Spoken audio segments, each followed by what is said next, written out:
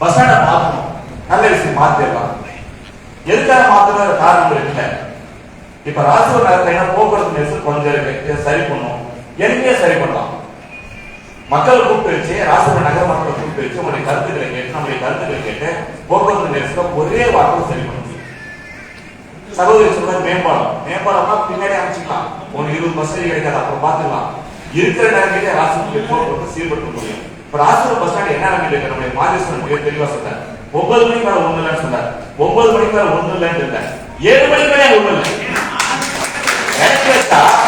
Rasipuram bus stand கும்மரில இருக்கு. கடைக்காரன் கடையை விடிய திறந்து வச்சிருந்தாங்க. 20 வருஷத்துக்கு முன்னாடி ராசிபுரம் புது பேஸ்ட் பஸ் ஸ்டாண்ட நாங்க வெளியூர் போயிட்டு வரோம், நடுராத்திரி டீ சாப்பிடுறோம், பஸ் ஸ்டாண்ட்ல போவோம், மாறி கடைகள் இருக்கும், பஸ் ஸ்டாண்ட வேலை வாங்கிட்டு இருக்கோம். ஆனா இன்னைக்கு ராசிபுரம் நகரத்துல இரவு 7 மணிக்கு பிறகு பாத்தீங்கன்னா எந்த கடையும் இருந்ததில்ல. வியாபாரிகள் கடையை சாத்திச்சு போகணும் ஆசையா. மாசம் வாடகை மாசம் வாடகை எவ்வளவுங்க? ஹோட்டலுக்கு சைவ ஹோட்டல் வந்து 2 விதமா இருக்கு. ஆமா, ஒன்று வந்து தினமும் ஒரு கடைக்கு 300 ரூபாய் வாடகை. சாதாரணமா 300 ரூபாய்க்கு 1000 வரைக்கும் வாடகை இருக்கு. ஒரு 300 ரூபாய் வாடகை கட்டிட்டு கரண்ட் பில் கட்டிட்டு வியாபாரி சாயந்தரம் 7 மணிக்கு கடை முடிச்சுட்டு போகிற அவசியம் வியாபாரிக்கு இல்லை. மக்களே வரலையே. என்ன காரணம் பாத்தீங்கன்னா ராசிபுரம் நகரத்துக்கு நைட்ல இரவு நேரத்துல யாராவது சென்னையிலிருந்து வரவங்க, வெளியூருக்கு வரவங்க, ராசிபுரம் போறோம்னு பார்த்தா சேலத்துல இருந்து நள்ளிரவு நேரத்துல 2 மணி நேரத்துக்கு பஸ் கிடையாது. எல்லா நேரத்துக்கும் 10 நேரத்துல 4 மணிக்கு ஒரு பஸ் இருக்கு. இரவு நேரத்துல அரை மணி நேரத்துக்கு ஒரு நேரத்துக்கு ஒரு பஸ் சொல்றாங்க. இரவு பாத்தீங்கன்னா 2 மணி நேரம் தொடர்ச்சியா ராசிபுரத்துக்கு பஸ் கிடையாது. நினைவு தான் தெரியும். ஆண்களுக்கு வந்து இறங்காமன்னு பார்த்தா தேர்வு ஓட்டாளர் நடத்த சொல்றாங்க, கேட்டு ஏறாது. ஆண்கள் கேட்டு ஏறாதுன்னு இரவு நேரத்தில் ராசிபுரம் ஒரு தீவா பாருங்க. நாமக்கல் ராசிபுரம் சேலத்துக்கு ராசிபுரம் ஆண்டோடு கேட்டு கூட பஸ் இருக்கு. இவ்வளவு பெரிய வளர்ச்சி இல்லாத இது கூட, பஸ் வசதி கூட இல்லாத கூட இங்க இருந்து பஸ் ஸ்டாண்ட மாத்திட்டு சுடுகாடு வந்து ஏரியா போய் பஸ் ஸ்டாண்ட் வச்சுட்டு அங்க யார் போய் அந்த பேருந்து எதை பயன்படுத்த போறாங்க அப்படிங்கிற ஒரு கேள்வி உங்களுடைய மனசாட்சி வரும். அதனால ஆரம்பிக்க பஸ் ஸ்டாண்ட் மாத்துற ஆட்சியர்களை மாத்தணும்னு சொன்னேன். வளர்த்தோம், மாத்தணும், மாத்துங்க. மாத்தி போய் போதை படைய வச்சுக்கின்னு அந்த நேரம் மாத்தி வச்சிட்டீங்கன்னா ராசிபுரத்தை அப்படி மாத்தி வச்சோம்னா வளர்ந்துடும். என்ன காரணத்தால மாத்துறாங்க அப்படின்னு விசாரிச்சப்போ ரொம்ப அருமையான விஷயம் சொன்னாங்க. எவனோ ஒருத்தர் 250 ஏக்கர் நிலம் வாங்கி பிளாட் போட்டுக்கானா, 10 வருஷமா நிக்கிறியான். எவனோ ஒருத்தர் ஜாமீன்தாரன் 250 ஏக்கர் நிலம் வாங்கி போட்டுக்கானா, 10 வருஷமா நிக்கிறியான். அதுல ஒரு 15 ஏக்கர் 18 ஏக்கரை நகராட்சி கொடுத்தானா, ஒருத்தருக்கு 10 ஏக்கர் கொடுத்தானா, இன்னொருத்தருக்கு 20 ஏக்கர் கொடுத்தானா, இன்னொருத்தருக்கு 2 ஏக்கர் கொடுத்தானா. இந்த பிச்சைக்கார பையன் சேர்த்து பஸ் ஸ்டாண்ட மாத்தணும்னு ஆசைப்படுறதா ஒரு செய்தி எனக்கு தெரியாது.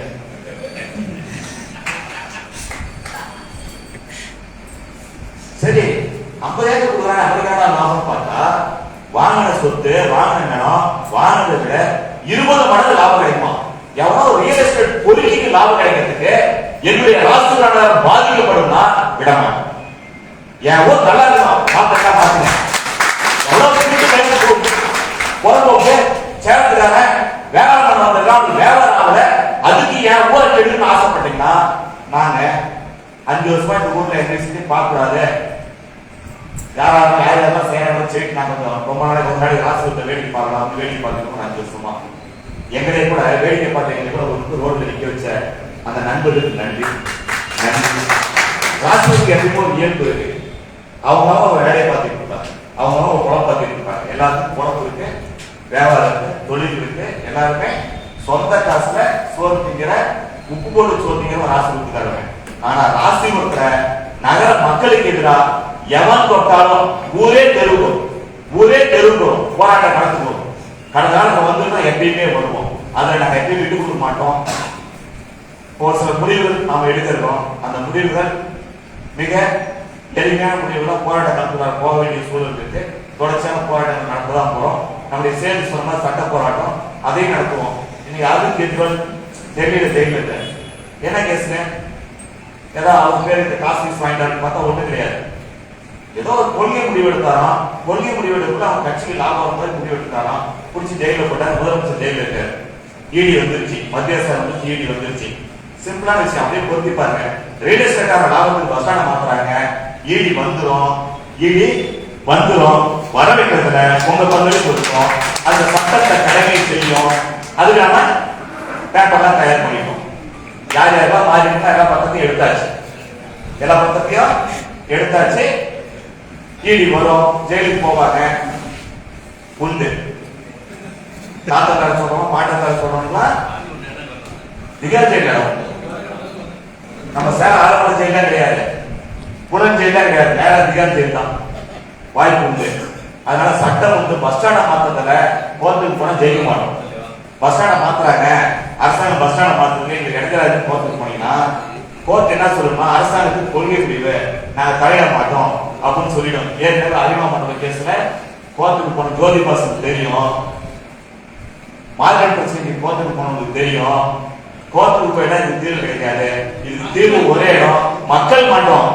பாதிக்கப்படக்கூடிய நாம தெருவை இறங்கணும், போராடணும். போராடம் பேசிக்க. ஆனா இதுக்கு ஒரு தயக்கம் இருக்கு. இந்த போராட்டத்துல அப்பப்ப நீங்க போடுறீங்க, கழிவறை பிரச்சனை கூட்டீங்க, ஜெயித்தீங்க. தமிழ்நாடு திரும்பி பார்த்து மிரட்டலா ஒரு மிகப்பெரிய போராட்டம் நடத்தி வெற்றி பெற்று காட்டீங்க. வரலாற்றுல இனிமேல் அப்படி ஒரு போராட்டமே நடக்காத அளவுக்கு ராசிபுரம் மக்கள் ஒருங்கிணைஞ்சு 20 நாள் போராடணும். காணாம போன கழிவறை கிட்ட இன்னைக்கு இருக்கிற கழிவறை வரலாறாக இருக்கின்றது. அடுத்து அறிவா மண்டபத்தை கூடணும். என்ன அந்த மண்டபம் ஆச்சுன்னு மக்களுக்கு தெரியல, பாதியிலே விட்டுட்டு போயிட்டோம். அதே மாதிரி பஸ் ஸ்டாண்டே பாதியில விட்டுட்டு போயிருக்கும் அப்படிங்கிற கேள்வி இருக்கு. ஏன்னா அந்த கேள்வி மக்களுக்கு இருக்கிறது காரணம் எனக்கு கூட கேள்வி இருக்கு. பச்சை சொல்லிடுறேன், எனக்கு கூட கேள்வி இருக்கு. அவனுக்கு 10 ஏக்கர், இவனுக்கு 5 ஏக்கர், இவனுக்கு 2 ஏக்கர் சொல்றாங்க. இதை ஒருங்கிணைக்கிற பால் கூட பேசலாம், அவர் நல்லையா அப்படின்னு ஒரு பேச்சு இருக்கு. அது பொய்யாதான் இருக்கு எனக்கு தெரியும். பாலுக்கு கூட ஒரு அவசியம் இல்லை. அவங்க அப்பா நிறைய சம்பாதிச்சு வச்சிருக்காரு, இவரு சம்பாதிச்சது இருக்கு அப்படின்னா ஒரு அவசியம் இல்லை. பாதியில விட்டுட்டு போக மாட்டாரு. ஆனா பாதியில விட்டுட்டு போனா இந்த சந்தேகம் உறுதியாகிடும். ஏன்னா நீங்களும் ரியல் எஸ்டேட் பண்ணிக்கிற நபர் உங்க மேல சந்தேகம் பொய் பேசுறதுல எனக்கும் இருக்கு. என்னை பொறுத்தவரைக்கும் என் நாட்டுல சென்னைக்கு ஒரு தெரியும், நல்ல சரி வாழ கொடுப்பேன், நாட்டுல சென்னைக்கு ஒரு தெரியும். உண்மையை புரிஞ்சுக்கிட்டா சொல்லுவேன். எனக்கு யார் வீட்டையோ போஸ்ட்ல ஒரு டீ வாங்கி பிடிக்காதனால எனக்கு தைரியமா பேசுற உரிமை இருக்கு. ராசிபுரம் நகரத்துக்காரங்க உப்பு அதிகமா போட்டு சாப்பிடுறவங்க, தந்தை பெரியாருக்கு ராசிபுரம் நகரத்தை பிடிக்கும், இரண்டாவது ராசிபுரம் நகரத்தை பிடிக்கும், காமராசருக்கு ராசிபுரம் நகரத்தை பிடிக்கும். ஏனென்றால் இங்கதான் டாக்டர் வரலாற்று நாயகன் என்கின்ற மகத்தான் ஒரு மிகப்பெரிய தலைவர் பிறந்தவர். தமிழ்நாட்டிய அரசியலே ஒரு 50 வருஷம் தீர்மானிச்ச டாக்டர் வரலாற்று நாயகன் மிகப்பெரிய மனிதருக்கு இங்க ஒரு அடையாளமே இல்லாமல் இருக்கும். காரணம் மிகப்பெரிய ரோசக்காரன். ஏன்னா ராசிபுரத்துல பொறுத்தவருக்கு ரோசமும் மானவனும் அதிகம். அதனால பஸ் ஸ்டாண்ட மாத்திரையா நினைச்சீங்கன்னா ஒன்று சேர்ந்தோம், வந்துட்டோம் கடத்துக்கு, தூங்கிட்டு எழுப்பிட்டீங்க. இனிமேல் இந்த பஸ் ஸ்டாண்ட மாத்ததெல்லாம் அவன் நினைச்சு கூட பார்க்க முடியாது. நம்முடைய போராட்டம் வெற்றி பெறும். நம்முடைய போராட்டம் மிக கடுமையா இருக்கு. ஒட்டுக்கே வந்தோம், கட்சி அரசியல் அதெல்லாம் நம்ம எப்பயுமே வெளியே விட்டு வராங்க. ஒரு விஷயத்துக்கு வரல, கட்சி கரை விஷயம் எல்லாத்தையும் வெளியே விட்டுவோம். வரல அவன் அடையாளத்தோட வருவோம். வந்தோடனே ஒரே ஒரு விஷயம் தான், நான் ராசிபுரத்துக்காரியா, என் ஊருக்கு இறங்கலையா, விடமாட்டியா, ஜெயிப்பையா, எவனோ வந்தேரி வெளியூருக்கு வந்தவன் என் ஊர் பஸ் ஸ்டாண்ட மாத்துறப்ப என் ஊருக்கு எதுவுமே செய்ய மாட்டேன், நல்லதே பண்ண மாட்டேன். இந்த ஊர்ல பாதாள சட்டம் போட்டாங்க, போட்டோம்னா ரோடு போட்டாங்க. பின்னாடியே எல்லா ஊரும் 100 நாள் காணாம போயிடுச்சு. ராசிபுரத்துடைய பாதி ரோடு குண்டு குழியமா இருக்கு. பாதாள சட்டம் மேன் ரோடு ஒரு ஓட்டையை போட்டு வச்சிருப்பாங்க. அந்த ஓட்டை ரோடு மடிச்சிருக்கணும். 1 இன்ச்சு தான் மேல இருக்கும், 1 இன்ச்சு தான் கீழே இருக்கும். சட்டம், அரசாங்க சட்டம், மத்திய சட்டம், மாநில சட்டம், முன்னாள் நகர்மன்ற தலைவர் தெரியும், அவர்கிட்ட காப்பி அடினா தருவார். பாதாள சட்டம் மேன் ரோடு, அந்த ஓட்டை நடுவோடு இருக்கும். அந்த ஓட்டை எப்படி இருக்குன்னா 1 இன்ச்சு ஓட்டோட மேல இருக்கும், அது 1 இன்ச்சு ஓட்டோட கீழே இருக்கும். ஆனா ராசிபுரத்துல மட்டும்தான் 1 முழம் மேல இருக்கும், 1 முழம் கீழே இருக்கும். வண்டியில போற புள்ளியை கவனிக்காம போனா இது காரியம். இதெல்லாம் சரி பண்றதுக்கு இங்க எப்படி ஆட்சியாளர் கொஞ்சம் முயற்சி பண்ணணும். இதெல்லாம் நேரடியா மக்கள் பாதிக்கிற பிரச்சனை. ராசிபுரம் பாதி தெருவிடத்து எரியவே இல்லை. புதுசாக ஒரு ஸ்கீம் வந்துருக்கு, ஆட்டோமேட்டிக்கா லைட்டிங். ஆட்டோமேட்டிக்கா லைட்டிங் அது பாத்தீங்கன்னா ஃபெயிலியர் ராசிபுரத்துல மட்டும்தான். 15 நிமிஷம் லைட் இருக்கு, நைட்ல லைட் இருக்கு, ஹைமாஸ் லைட் 7 பல்ப் இருக்கு, 2 பல்ப் 3 பல்ப் மாதிரி எரியாது. மிச்ச பல்ப்ல என்னாச்சு தெரியல. ராசிபுரம் நகராட்சி சொந்தமா சொத்துக்கள் நிறைய சும்மா கிடையாது. வண்டியெல்லாம் பாத்தீங்கன்னா காயலாங்கரைக்கு போறது வண்டியெல்லாம் ரொம்ப காலம் சும்மா இருக்கு. அதை எடுத்து வித்துட்டு அந்த பணத்தை நகராட்சி சேர்த்து புது வண்டி வாங்கலாம். காயலாங்கரைக்கு போற வண்டியை எடுத்து காயலாங்கரைக்கு போற கூட உங்களுக்கு நேரம் இல்லை. ஆனா காலையில 5 மணிக்கு நகர்மன்ற நிர்வாகம் வேலை செய்யல சொல்றாங்க. என்ன வேலை செய்யறான்னு தெரியல. துப்புரவு சம்பளம் வந்து காசு இல்லை. யோசிச்சு பாருங்க, துப்புரவு தொழிலாளர்களுக்கு மாசம் சம்பளம் தராங்கன்னு பார்த்தா 3 மாசம் 4 மாசம் தான் சம்பளம் தராங்க. இந்த அளவுக்கு மோசமா நிர்வாகம் இருக்கு. இந்த நிர்வாகம் கொஞ்சம் தங்களை மாத்திக்கணும். மாத்திக்கிட்டாங்கன்னா மக்கள் பாராட்டுவார்கள். இல்லை என்றால் நடுத்தருக்கு சந்தி சிரிக்கு நடந்து வந்துடும். அப்படிப்பட்ட நிலைமையை உருவாக்க கூடாது கோரிக்கை வைத்து பஸ் ஸ்டாண்ட் மாட்டோம். இதெல்லாம் வந்து தேவையில்லாத வேலை. உங்களுக்கு லாபம் பார்க்கணும்னா நிறைய தொழிலுக்கு நிறைய பொழப்பு இருக்கு. போய் அந்த பொழப்பை பாருங்க. ரியல் எஸ்டேட் பண்ண ஆசை இருந்துச்சுன்னா இடம் வாங்குங்க, ரியல் எஸ்டேட் பண்ணுங்க, வாழ்த்துக்கள், நல்லா சம்பாதிங்க. ஏன்னா ராசிபுரத்துல பாத்தீங்கன்னா ஒரு 1000 கோடீஸ்வரர் இருக்காங்க. ரிசர்வ் பேங்கே கடந்த அளவுக்கு பெரிய தொழிலதிபர்கள் ராசிபுரத்துல வெளியே தெரியாம இருக்காங்க. அவங்க பொழப்ப பார்த்துட்டு இருக்காங்க. அவரையெல்லாம் போராட்டங்கள் கொண்டு இறக்கிட்டாங்க. இந்த பஸ் ஸ்டாண்ட் மாற்றம் என்பது பஸ் ஸ்டாண்ட்ல வணிகம் செய்யக்கூடிய வியாபாரிகள், கடை உரிமையாளர்களுக்கு மட்டும் பாதிக்கிற விஷயம் கிடையாது. ஒவ்வொரு மனிதனையும் நேரடியாக பாதிக்கிற விஷயம். பஸ் ஸ்டாண்ட் போனதுக்கு என்ன பாத்தீங்கன்னா, நாமக்கல் பஸ் ராசிபுரத்துக்கு வராது. பஸ் ஸ்டாண்ட் என்ன ஒரு அனப்பாளையத்துக்கு போயிடுச்சுன்னா நாமக்கல் பஸ் அனப்பாளையத்துல நின்றுக்கும். ஆத்தூர் பஸ் சேதமான பிரிவுடைய புது பைபாஸ் ரெடி ஆயிட்டு இருக்கு. இன்னும் 2 வருஷம் ரெடி ஆயிடும். 20 வருஷமா பைபாஸ் போட ஆரம்பிச்சாங்க. இன்னும் போட்டிட்டு இருக்காங்க. ஒரு 2 வருஷம் போட்டு முடிச்சுவாங்க. நாங்க விரட்டி இருக்கிறோம். இன்னும் 2 வருஷம் பஸ் ஸ்டாண்ட் ரெடி ஆகி வந்த பிறகு ஆத்தூர் பஸ் சேதமான பிரிவு பைபாஸ் வழியா போட்டு அனப்பாளையம் போயிடும். ஆத்தூர் வராது, கோயிலுக்கு வராது. சேலம் பஸ் ஆண்டவர் கேட் வழியா அனப்பாளையம் போயிடும். திருச்செங்கோடு பஸ் பைபாஸ் வழியா அனப்பாளையம் போயிடும்.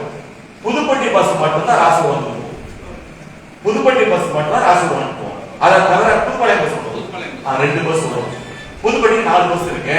புதுப்பாளையத்துக்கு 2 பஸ் இருக்கு. கேட்டீங்களா? கேட்ட பஸ் வராதுங்க. நாமினி கேட்ட பஸ் வராது.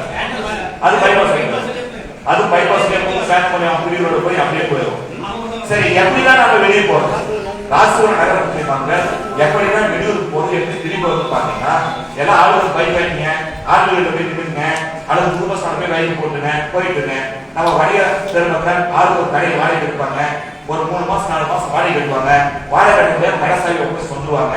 அந்த பஸ் ஸ்டாண்டு சுடுகாடு மாதிரியே இருக்கும். சுடுகாட்டு பஸ் ஸ்டாண்ட் என்னன்னு பஸ் ஸ்டாண்ட் கட்டி சுற்றி கூட எப்படின்னு பாத்தீங்கன்னா சுடுகாடு மாதிரியே இருக்கும்.